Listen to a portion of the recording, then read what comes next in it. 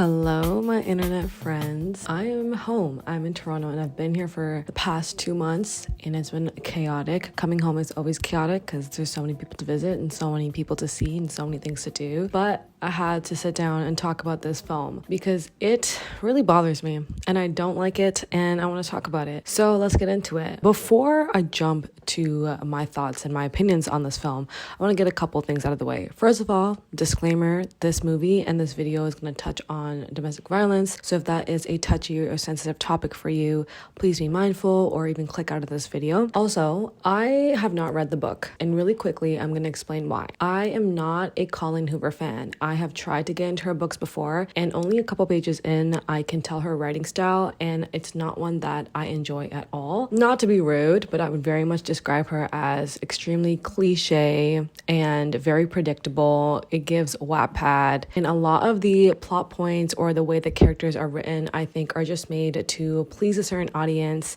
and I don't really like how simplistic things are in her world. They very much give YA, even though the books and the topics that they discuss are not YA topics at all. So I never did read It Ends With Us, and I heard enough about it to, before reading it, decide it wasn't a book I needed to spend my time reading. But of course, it's a phenomenon and people around the world love this book. It has gained so much traction on Book Talk and now it's a movie. So in this video, I'm going to talk mostly about the movie and very little about the book. I'll make a couple references, but I do want to let y'all know that I haven't read the book. So a lot of the issues I have with the story in the film I know are based off the book. So it's going to be a commentary on a little bit of both, but with a more emphasis on the movie because that's what I actually watched. So the film is centered around a girl named Lily Blossom Bloom, which first of all, the names in this film really bother me, but we'll get into that later. So Lily Blossom Bloom, she moves to Boston to open a floral shop. Her best friend Alyssa is someone who just walks into her shop looking for a job. Alyssa's already wealthy and rich and they click immediately, and Alyssa ends up working for Lily, and Lily meets Alyssa's brother prior to meeting Alyssa at a party where he was flipping chairs and losing his goddamn mind. And they immediately clicked, but she pushed him off and didn't want to, go home with him or anything like that. And then when Alyssa walks into her shop, turns out Alyssa's brother is this mystery man that she met at the party, and his name is Vi0l. I've never heard of the name Vi0l, but okay. And then her and Vi0l get into a very passionate relationship and they get married, and we quickly see how abusive Vi0l actually is towards Lily. For some context, Lily's mom was actually a victim of domestic violence. Around that time is when she fell in love with her first love, Atlas, who had seen and gone through it with her when she was going through these really, really terrible times of her life of being a teenager and understanding what her mom was going through but not knowing what to do about it. And their relationship ended very abruptly. In the movie, it seems like it ended because Lily's father found out about him and beat him up. I'm not sure how it goes in the book, but they haven't seen each other for many, many years, and now Atlas owns a very popular restaurant in Boston, and this causes a lot of jealousy on Vi0l's end. And long story short, we realize that Vi0l is actually a very abusive partner, and after he attempts to sexually assault Lily, she ends up in the hospital where she finds out that she's also pregnant, and the film ends with her leaving Vi0l and trying to repatch her life as a single mom. So my issue with this film is that It Ends With Us wanted to be a movie that's centered around Lily, who tries to break the cycle of abuse after witnessing her own mother go through a abusive relationship all her childhood. She inadvertently finds herself in an abusive relationship, but cuts the cord loose as soon as she finds out she's pregnant so that she doesn't continue this cycle of being in an abusive relationship through her daughter. It's a story that touches a lot of dark topics, a lot of dark themes, but it has a hopeful ending, which I think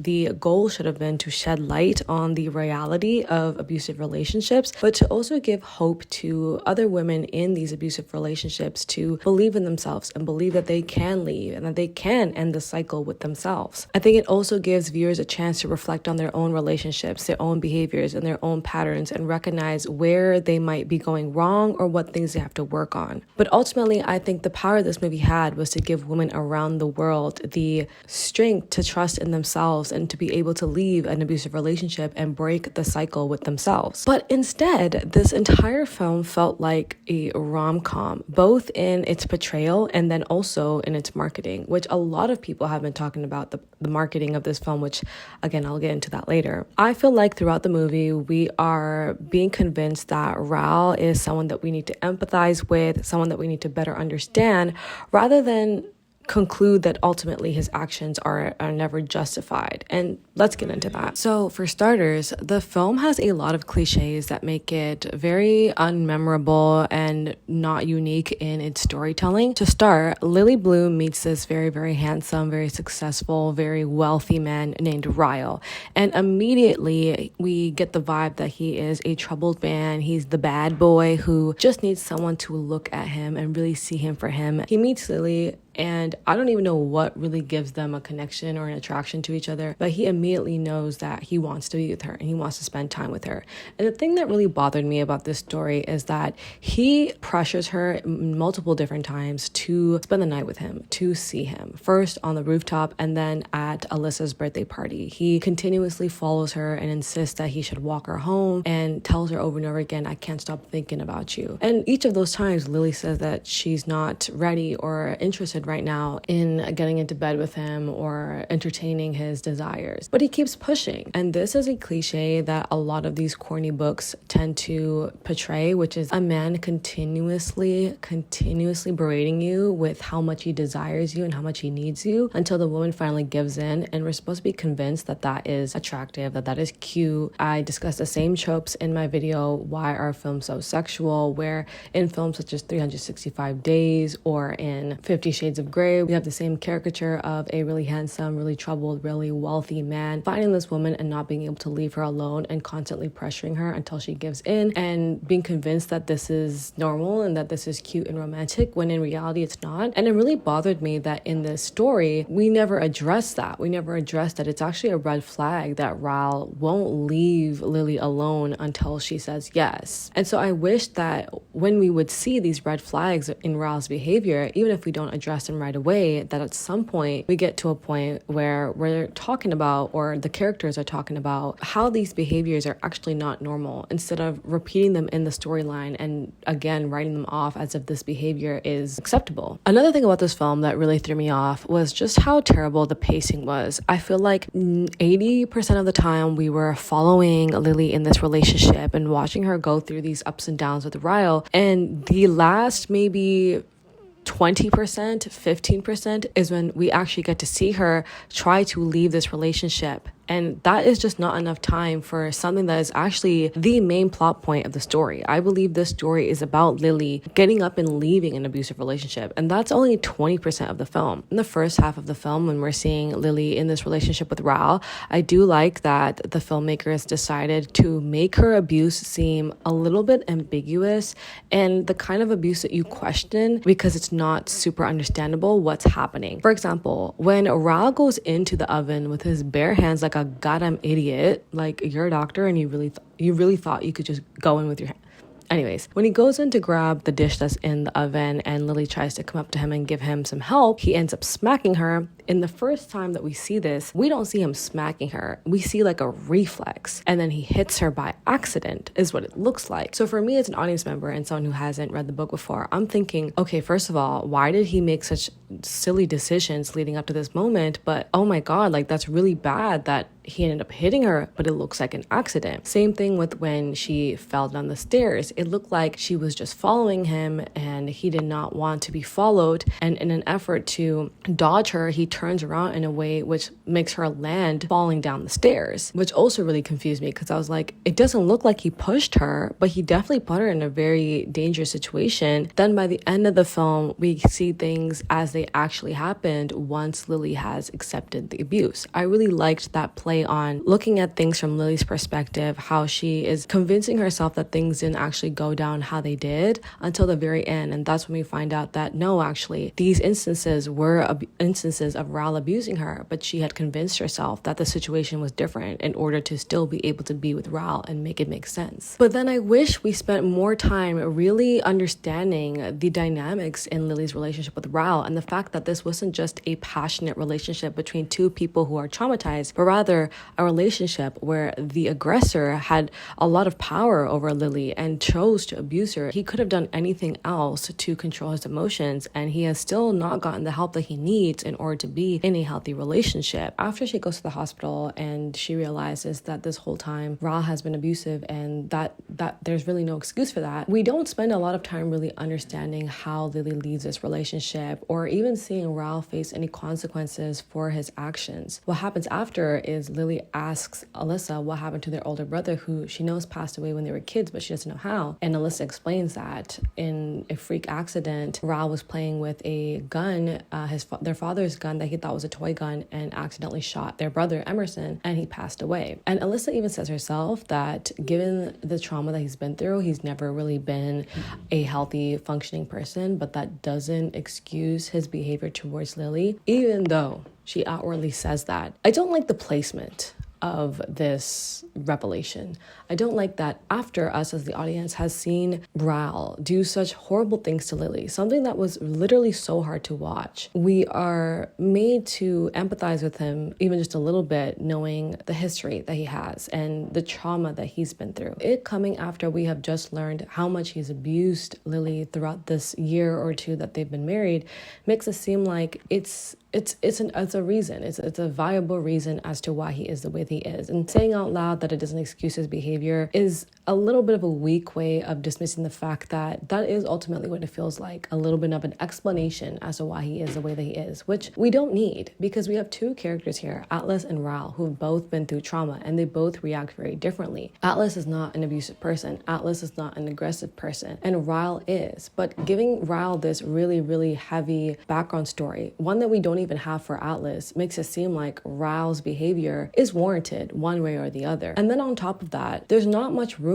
to see Lily actually pick up her life and leave this abusive relationship. I feel like the story really oversimplifies a much more complicated situation, because as soon as Lily finds out she's pregnant, she separates from Vi0l. She's walking through the city of Boston, and I'm surprised that Vi0l doesn't show up out of nowhere to see her at her shop or in the streets that he knows that she would be on, because that's the attitude that his character gave up until this moment. So it just seemed really easy that she chose to separate from him and he just went with it. Yeah, we saw a shot of him texting her back and forth, but that was really it. In reality, the majority of the time, a woman can't leave an abusive relationship that quickly because her aggressor always finds a way back to her and forces his way to her. And again, I think that makes Vi0l seem like a much better person than he actually is. It makes sense for Vi0l to not leave Lily alone even after she has gone to the hospital and it has become clear the person that he is. It just doesn't seem like the character that we've built up would react that easily to Lily deciding to not speak to him anymore, especially knowing in his best judgment that she probably did go to Atlas, who was someone that brought him so much jealousy. When she's giving birth to her baby, Vi0l is actually there. He shows up and is there for the birth of his baby, which, to be honest, I can understand. It is their baby. But what I also really, really didn't like is that in that moment, they're having a cute, like, meeting their daughter for the first time moment, and that's when Lily decides to tell Vi0l that she's going to divorce him and she's going to leave. And at first, for a split second, he doesn't want to talk about that and doesn't want to think about that being an option. And she says to him, no, this is the perfect time to have this conversation, and makes him think about the fact that if his daughter was treated by a man the same way that Lily has been treated by him, what would he say to her? And he very reluctantly says, I would tell her to leave. And then he leaves, and that's the end of it. That's all we see of Vi0l. And the reason why that bothers me is not because I want to see more trauma and I want to see more drama, but because this, again, is a story that is about domestic violence. It's about a woman who finds herself in a very vulnerable and difficult situation, and it's about her journey leaving. Why is the journey barely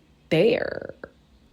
We all know that 9 out of 10 times aggressors will keep being aggressive even when you make the attempts to leave them. That's why leaving is not as simple as people say. I wish we saw more of Lily actually picking up her life and how that looks and how difficult that looks. I wish we saw her packing up and leaving her apartment with Vi0l and how that must have felt, or how that experience must have been. At the end of the day, she was married to this man. They had a life together. She depended on him for many different things, such as protecting her, financial stability. How did you leave? How was that possible? What were the steps? What did that look like with a person like Vi0l? It just seemed way too quickly done. Almost like we overlooked the fact that she's a victim of domestic violence, and instead, look into her life going into the future and not having Vi0l involved anymore, and ending on this hopeful note, because in the end, she's at a park with her daughter and she runs into Atlas again and she's not with Vi0l anymore. I also don't appreciate that Vi0l doesn't face any consequences. We know that it's very difficult to get men who are violent, who are aggressive, who are abusers in jail. I don't necessarily need to see that, but the fact that Vi0l never has a moment where he actually has to pay a price for his actions, even though he outwardly admits how awful of a person he has been to Lily, and the fact that, he doesn't want that for his daughter. We don't see him have to deal with, the repercussions of losing your entire family, maybe, problems with at work, or people around him finding out what he does to Lily behind closed doors and that being a problem, or just a little bit of his world shaking up due to the fact that he is an abuser. But if we're not going to see Vi0l pay a price for his actions, then we should at least see Lily try to build up her life and really get rid of Vi0l completely, rather than it being such a easy solution. Ultimately, I feel like this film had so much potential, to really shed light on a topic that is actually very taboo and very difficult to talk about. And you guys might not agree with me on this, but for me, the most beautiful and most powerful thing about films is the fact that it opens a lot of dialogue and it allows us to have conversations about things that we might not necessarily talk about otherwise. Like, me and my friends watched this film together, and after the movie, we sat in our car and we had a debrief. We talked about the characters, we talked about what we saw, we talked about how we felt. It gave us an opportunity to talk about this topic, which otherwise wouldn't come up naturally in our conversations. So if you're going to tell a story that, again, is so sensitive, so troubling, that affects so many women around the world, then you have to do it with a level of sensitivity. You have to do it with a level of awareness, and you have to have good intentions going into it. It can't be voyeuristic. It can't be observational. It has to have a bigger message to it. It's got to be able to do something for the audience that'll help bring some type of positive outcome, even if that is, again, just conversation. I really hated how, the film felt more like a rom-com than it felt like a film about domestic violence. Most of the film, we're watching this couple fall in love and get into this passionate relationship, and their world seems so perfect. Everybody around them is wealthy. Everybody around them, and the main character Lily herself, lives this fantastic life. She opens a business, it's doing well. Her best friend's wealthy. She's at these lavish parties. There's so much that just gets brushed under, and I think the movie is just so glitzy and so glam that it misses the entire main point. And again, to touch on the marketing of this film, every single marketing video I see is just so girly, so cute. The fact that only one of the cast members, which is the director himself, seems to be the person that's concerned about the actual topic of this film is really upsetting. It seems like no one else really understands how serious this film is in terms of the topic that it touches, including Colleen Hoover herself. Also, I noticed at the end of the film, there are no resources mentioned for women who are struggling with domestic violence or who find themselves in situations similar. And I found that really alarming, because a lot of the times that's exactly what you get when you're watching a film that touches a lot of really sensitive topics, especially for a book that has been such a sensation to not just an older but also a younger audience. You would think that they would have some type of black screen giving some type of information and resources to the women watching, but no. Not even that. All of that being said, if anything I said in this video resonate with you and you felt the same way, or you have other points as to why you didn't like the film yourself, please leave a comment down below. I'm so curious to hear what you guys thought. And if, on the contrary, you actually really liked the film, please also leave a comment down below and let me know what worked for you, what you really appreciated, and what parts of the film spoke to you. Thank you guys so much for being here. Thank you for watching. And if you have not subscribed already, what is you doing, bruv? Get to it. And I will see you guys in my next video. Bye.